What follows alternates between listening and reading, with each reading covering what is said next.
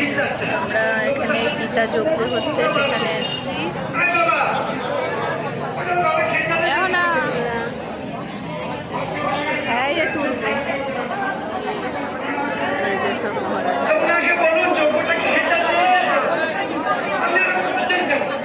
আমার মা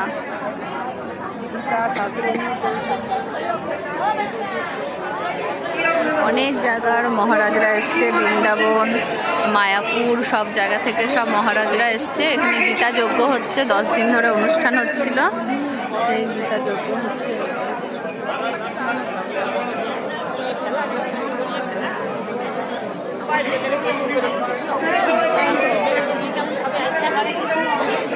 কি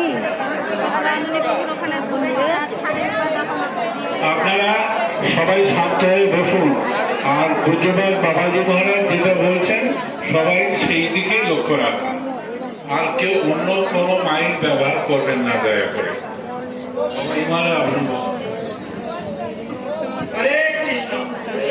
আমাদের এখন যে যজ্ঞটা হচ্ছে এটার নাম হলো বিষ্ণু বৈষ্ণব ভোগ।